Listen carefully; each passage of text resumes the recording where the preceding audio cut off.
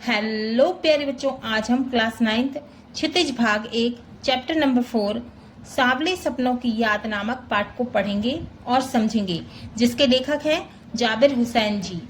यह पाठ जो है संस्मरण विधा में लिखा गया है, मतलब कि यादों से निकाला हुआ।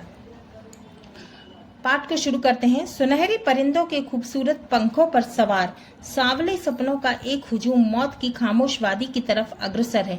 कोई रोक टोक सके कहाँ संभव है। सुनहरे माने सोने के, परिंदों माने पक्षी के खूबसूरत पंखों पर सवार सांवले सपनों का एक हुजूम माने भीड़ मौत की खामोश वादी की तरफ अग्रसर है। वादी माने घाटी की तरफ। कोई रोक टोक सके कहाँ संभव है, माने कहाँ ऐसा नहीं हो सकता, यह संभव नहीं है ना। तो सालिम अली की मृत्यु हो चुकी थी, है ना। तो उनकी याद में ये पाठ लिखा गया है। एक हुजूम में, इस हुजूम में आगे आगे चल रहे हैं, माने उनकी जो अर्थी है वो आगे आगे ले जाई जा रही है। सालिम अली अपने कंधों पर सैलानियों की तरह अपने अंतहीन सफर का बोझ उठाए, माने अंतहीन माने जिसका अंत नहीं हो सकता। लेकिन यह सफर पिछले तमाम सफरों से भिन्न है। लेकिन उनका ये जो आखिरी सफर है वो पिछले जो सफर है उनसे अलग है। भीड़ भाड़ की जिंदगी और तनाव के माहौल से सालिम अली का यह आखिरी पलायन है, माने कि अब उनका ये क्या है, आखिरी पलायन है, माने दूसरी जगह जा रहे हैं, है ना। अब तो वो उस वन पक्षी की तरह प्रकृति में विलीन हो गए हैं, जो जिंदगी का आखिरी गीत गाने के बाद मौत की गोद में जा बसा हो। कोई अपने जिस्म की हरारत और दिल की धड़कन देकर भी उसे लौटाना चाहे तो वह पक्षी अपने सपनों के गीत दोबारा कैसे गा सकेगा। माने जिस्म माने शरीर, हरारत माने गर्मी, और दिल की धड़कन देकर भी उसे लौटाना चाहे तो वह पक्षी अपने सपनों के गीत दोबारा कैसे गा सकता है, मतलब वो जीवित ही नहीं है। मुझे नहीं लगता कोई इस सोए हुए पक्षी को जगाना चाहेगा। वर्षों पूर्व खुद सालिम अली ने कहा था कि लोग पक्षियों को आदमी की नजर से देखना चाहते हैं, यह उनकी भूल है। ठीक उसी तरह जैसे जंगलों और पहाड़ों, झरनों और आबशारों का मतलब होता है निर्झर झरना, को वो प्रकृति की नजर से नहीं आदमी की नजर से देखने को उत्सुक रहते हैं, लालायित रहते हैं। भला कोई आदमी अपने कानों से पक्षियों की आवाज का मधुर संगीत सुनकर अपने भीतर रोमांच का सोता माने झरना फूटता महसूस कर सकता है। एहसास की ऐसी ही एक उबड़ खाबड़ जमीन पर जन्मे मिथक का मतलब होता है प्राचीन माने पुरानी कथाओं का तत्व, माने पुरानी कथाओं का तत्व, जो नवीन स्थितियों में नए अर्थ का वहन करता है। तो एहसास की ऐसी ही एक उबड़ खाबड़ जमीन पर जन्मे मिथक का नाम है सालिम अली। पता नहीं इतिहास में कब कृष्ण ने वृंदावन में रास लीला रची थी और शोक गोपियों को अपनी शरारतों का निशाना बनाया था। तो लेखक कहते हैं कि पता नहीं कब भगवान श्री कृष्ण ने वृंदावन में रास लीला रची थी और शोक माने चंचल गोपियों को अपनी शरारतों का निशाना बनाया था।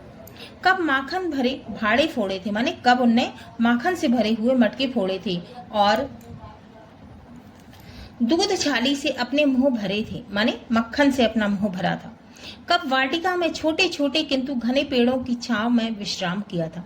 तो भगवान श्री कृष्ण ने पता नहीं कब वाटिका में छोटे छोटे घने पेड़ों की छांव में विश्राम मतलब आराम किया था। कब दिल की धड़कनों को एकदम से तेज करने वाले अंदाज में बंसी बजाई थी, माने बांसुरी बजाई थी। और पता नहीं कब वृंदावन की पूरी दुनिया संगीतमयी हो गई थी। पता नहीं यह सब कब हुआ था, ये तो यादों में है। लेकिन कोई आज भी वृंदावन जाए तो लेखक कह रहे हैं कि लेकिन कोई आज भी जाए तो नदी का सांवला पानी उसे पूरे घटनाक्रम को याद दिला देगा, उस पूरे घटनाक्रम को याद दिला देगा। हर सुबह सूरज निकलने से पहले जब पतली गलियों से उत्साह भरी भीड़ नदी की ओर बढ़ती है तो लगता है जैसे उस भीड़ को चीरकर अचानक कोई सामने आ जाएगा, मतलब भगवान श्री कृष्ण। ऐसा लगता है कि भीड़ में से अचानक भगवान श्री कृष्ण आ जाएंगे और बंसी की आवाज पर सब किसी के कदम थम जाएंगे, माने सब किसी के कदम जो है वो रुक जाएंगे। हर शाम सूरज ढलने से पहले जब देता है तो ऐसा लगता है जैसे बस कुछ ही क्षणों में वो कहीं से आ टपकेगा, माने कौन, श्री कृष्ण भगवान कहीं से आ जाएंगे और संगीत का जादू वाटिका में के भरे पूरे माहौल पर छा जाएगा। वृंदावन कवि कृष्ण की बांसुरी के जादू से खाली हुआ है क्या, लेखक कहते हैं। मिथकों की दुनिया में इस सवाल का जवाब तलाश करने से पहले एक नजर कमजोर काया वाले उस व्यक्ति पर डाली जाए। किस व्यक्ति पर? सालिम अली पर, है ना। किसके लिए लिखा गया है ये? सालिम अली के लिए। तो लेखक जो है सालिम अली के लिए कह रहे हैं, जिसे हम सालिम अली के नाम से जानते हैं। उम्र की क्षति माने 100 वर्ष का समय तक पहुंचने में थोड़े ही दिन तो बच गए थे। संभव है लंबी यात्राओं की थकान माने काफी उम्र के हो गए थे वो, है ना। तो उनका शरीर कैसा हो गया था? कमजोर हो गया था, शरीर को कमजोर कर दिया हो और कैंसर जैसी जानलेवा बीमारी उनकी मौत का कारण बनी हो। लेकिन अंतिम समय तक मौत उनकी आंखों से वह रोशनी छीनने में सफल नहीं हुई जो पक्षियों की तलाश और उनकी हिफाजत माने पक्षियों की तलाश और उनकी हिफाजत माने पक्षियों को खोजना और उनकी रक्षा करना के प्रति समर्पित थी। सालिम अली की आंखों पर चढ़ी दूरबीन उनकी मौत के बाद ही तो उतरी थी। उन जैसा बर्ड वॉचर माने उनके जैसा बर्ड वॉचर शायद ही कोई हुआ हो, लेकिन एकांत क्षणों में माने अकेले में सालिम अली बिना दूरबीन भी देखे गए हैं। दूर क्षितिज तक फैली जमीन और झुके आसमान को छूने वाली उनकी नजरों में कुछ वैसा ही जादू था जो प्रकृति को अपने घेरे में बांध लेता है। सालिम अली उन लोगों में थे जो प्रकृति के प्रभाव में आने की बजाय प्रकृति को अपने प्रभाव में लाने में के कायल थे। उनके लिए प्रकृति में हर तरफ एक हंसती खेलती रहस्य भरी दुनिया पसरी थी माने फैली थी। यह दुनिया उन्होंने बड़ी मेहनत से अपने लिए गढ़ी थी माने बनाई थी। गढ़ी का मतलब होता है बनाना, है ना। अपने लिए बनाई थी। इसके गढ़ने में माने इसके बनाने में उनकी जीवन साथी तहमीना ने काफी मदद पहुंचाई थी। तहमीना स्कूल के दिनों से उनकी सहपाठी रही थी माने उनके साथ पढ़ी थी। अपने लंबे रोमांचकारी जीवन में ढेर सारे अनुभवों के मालिक सालिम अली एक दिन केरल की साइलेंट वैली को रेगिस्तानी हवा के झोंकों से बचाने का अनुरोध लेकर चौधरी चरण सिंह से मिले। किससे मिले थे? चौधरी चरण सिंह से। वे प्रधानमंत्री थे। चौधरी साहब गांव की मिट्टी पर पड़ने वाली पानी की पहली बूंद का असर जानने वाले नेता थे। पर्यावरण के संभावित खतरों का जो चित्र सालिम अली ने उनके सामने रखा उसने उनकी आंखें नम कर दी। माने जो सालिम अली थे उन्होंने पर्यावरण के बारे में जब चौधरी चरण सिंह को बताया तो उनकी आंखें नम हो गई, माने उनकी आंखों में आंसू आ गए। आज सालिम अली नहीं है, चौधरी साहब भी नहीं है। कौन बचा है जो अब सौंधी माटी पर उगी फसलों के बीच एक नए भारत की नींव रखने का संकल्प लेगा? सौंधी माटी का मतलब होता है जब बारिश होती है तो पहली बार जब जो बूंदें हैं वो मिट्टी पर गिरती हैं तो उससे जो खुशबू उत्पन्न होती है उसे क्या कहते हैं? सौंधी माटी, है ना। सौंधी माटी की खुशबू कहते हैं। बहुत अच्छी खुशबू लगती है। कौन बचा है जो अब हिमालय और लद्दाख की बर्फीली जमीनों पर जीने वाले पक्षियों की वकालत करेगा? सालिम अली ने अपनी आत्मकथा का नाम रखा था फॉल ऑफ अ स्पैरो। मुझे याद आ गया, D.H. लॉरेंस की मौत के बाद लोगों ने उनकी पत्नी फ्रीडा लॉरेंस से अनुरोध किया, माने उनसे कहा, बार बार उनसे कहा कि वह अपने पति के बारे में कुछ लिखें। फ्रीडा चाहती थी ढेर सारी बातें लॉरेंस के बारे में लिख सकती थी, लेकिन फ्रीडा ने कहा मेरे लिए लॉरेंस के बारे में कुछ लिखना असंभव सा है, माने कठिन सा है। मुझे महसूस होता है मेरी छत पर बैठने वाली गौरैया लॉरेंस के बारे में ढेर सारी बातें जानती हैं। तो वो फ्रीडा कहने लगी कि मुझे ऐसा लगता है कि मेरी छत पे जो बैठने वाली जो गौरैया है, स्पैरो है, वो लॉरेंस के बारे में ज़्यादा जानती है। ये है सालिम अली, है ना, सालिम अली का ये चित्र है। मुझसे भी ज़्यादा जानती थी हैं। वो सचमुच इतना खुला खुला और सादा दिल आदमी था। मुमकिन है लॉरेंस मेरी रगों में, मेरी हड्डियों में समाया हो, लेकिन मेरे लिए कितना कठिन है उसके बारे में, उसके अनुभवों को शब्दों का जामा पहनाना। मुझे यकीन है मेरी छत पर बैठी गौरैया उसके बारे में और हम दोनों ही के बारे में मुझसे ज्यादा जानकारी रखती। कौन कह रही है? फ्रीडा। जटिल माने कठिन प्राणियों के लिए सालिम अली हमेशा एक पहेली बने रहेंगे।